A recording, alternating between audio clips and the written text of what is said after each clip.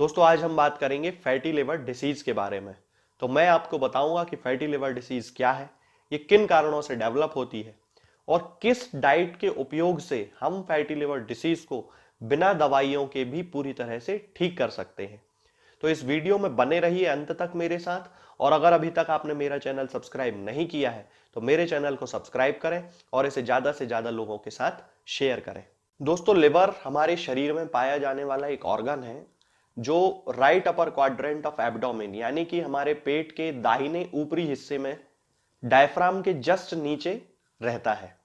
ये हमारे शरीर में मेटाबोलाइट्स को डिटॉक्सिफाई करता है, प्रोटीन का सिंथेसिस करता है, आरबीसीज को डिकम्पोज करता है यानी कि रेड ब्लड सेल्स जो होती हैं उनको डिकम्पोज करता है, ग्लाइकोजन को स्टोर करता है और हार्मोन्स का प्रोडक्शन करता है। चूंकि लिवर फैटी एसिड्स का भी मेटाबॉलिज्म करता है तो इस मेटाबॉलिज्म के दौरान जो ट्राइग्लिसराइड्स होते हैं यानी कि जो न्यूट्रल फैट्स होते हैं वो लिवर की कोशिकाओं में ड्रॉपलेट्स के रूप में इकट्ठे हो जाते हैं यानी कि वसा की कुछ बूंदों के रूप में वो लिवर की कोशिकाओं में इकट्ठे हो जाते हैं। इसे ही फैटी लिवर या हेपेटिक स्टीटोसिस कहा जाता है। दोस्तों फैटी लिवर डिसीज दो प्रकार की होती है, एक non alcoholic fatty liver disease यानी कि NAFLD और एक alcoholic fatty liver disease.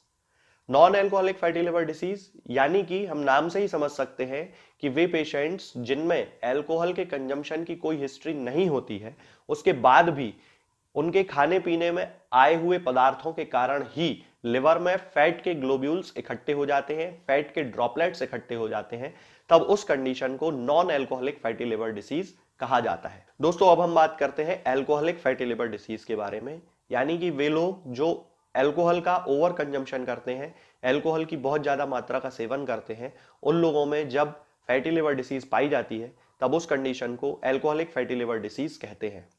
Alcoholic fatty liver disease के केसेस में उन पेशेंट्स में क्रॉनिक हेपेटाइटिस, फाइब्रोसिस और लिवर सिरोसिस भी पाया जाता है। इसके बाद हम बात करते हैं फैटी लिवर डिसीज के साइंस और सिम्टम्स के बारे में।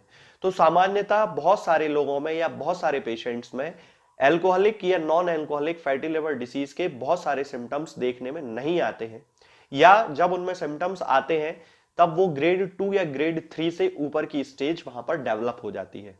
इनमें जो सिम्टम्स आते हैं उनमें ज्यादातर मलाइज यानी कि एक अनइजीनेस की फीलिंग होना, फटीग यानी कि थकान बने रहना, बॉडी के बहुत सारे पार्ट्स में दर्द होना, खास तौर से जो दर्द होता है वो राइट अपर क्वाड्रेंट यानी कि एब्डोमेन के इस हिस्से में दर्द होना, बहुत ज्यादा दर्द होता है कई सारे पेशेंट्स को।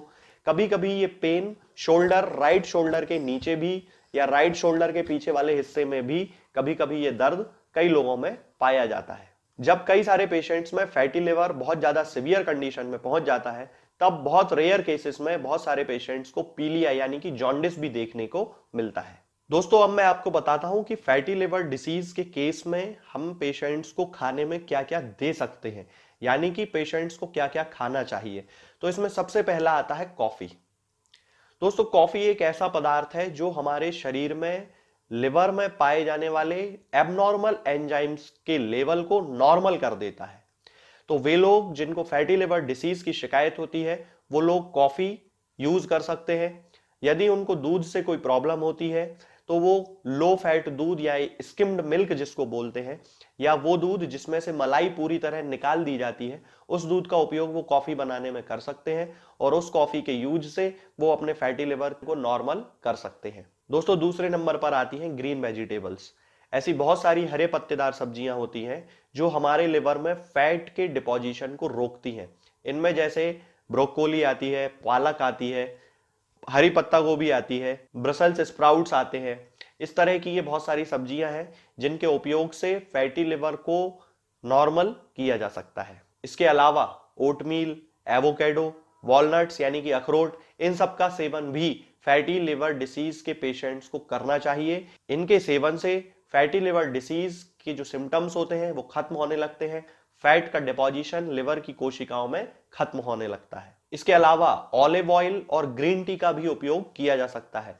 ऑलिव ऑयल का उपयोग हम खाने को तलने में कर सकते हैं। ग्रीन टी में चूंकि एंटीऑक्सीडेंट्स बहुत ज्यादा मात्रा में पाए जाते हैं तो वो लिवर की कोशिकाओं के काम करने की क्षमता को बढ़ा देते हैं, इसलिए ग्रीन टी का भी उपयोग फैटी लिवर डिसीज के पेशेंट्स में किया जा सकता है। इसके बाद हम बात करते हैं कि फैटी लिवर डिसीज के पेशेंट्स को क्या नहीं खाना चाहिए, तो इसमें सबसे पहला आता है अल्कोहल। वे पेशेंट्स जो non alcoholic fatty liver disease से पीड़ित हैं, उनको तो अल्कोहल से बचना ही चाहिए। इसके अलावा जो patients alcoholic fatty liver disease से पीड़ित हैं, यानी कि अल्कोहल के ओवर कंजम्पशन के कारण उनमें फैटी लिवर डेवलप हो गया है, उन पेशेंट्स को भी अल्कोहल पूरी तरह से बंद कर देना चाहिए।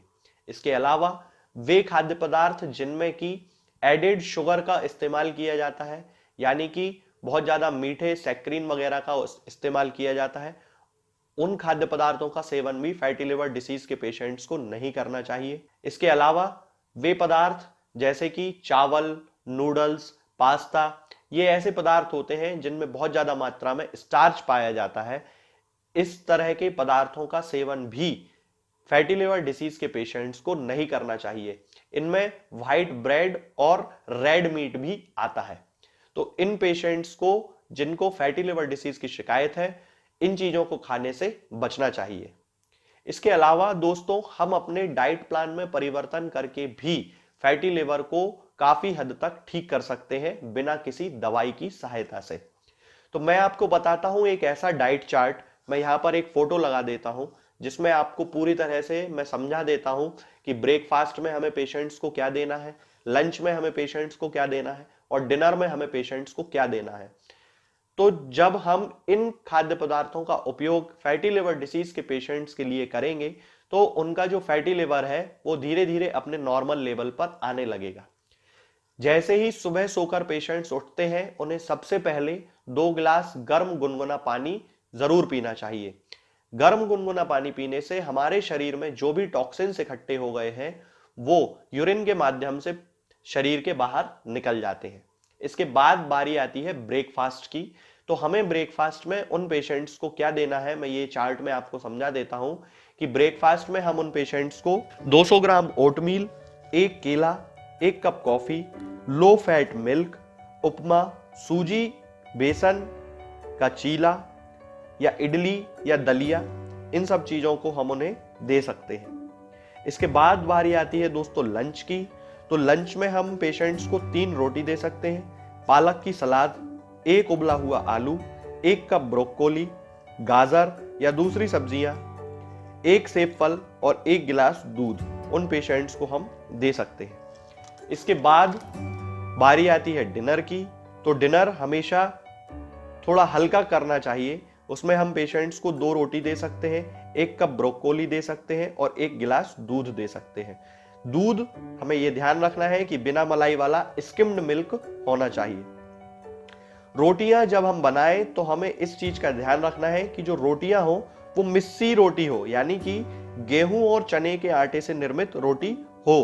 तो वो नॉन अल्कोहलिक और अल्कोहलिक दोनों तरह के फैटी लिवर डिसीज के केसेस में बहुत अच्छा पाचन का काम करती है। इसके अलावा हम उन पेशेंट्स में ताजा दही, मूंग दाल की खिचड़ी, ये सब भी उनको उनके स्वाद के अनुसार दे सकते हैं।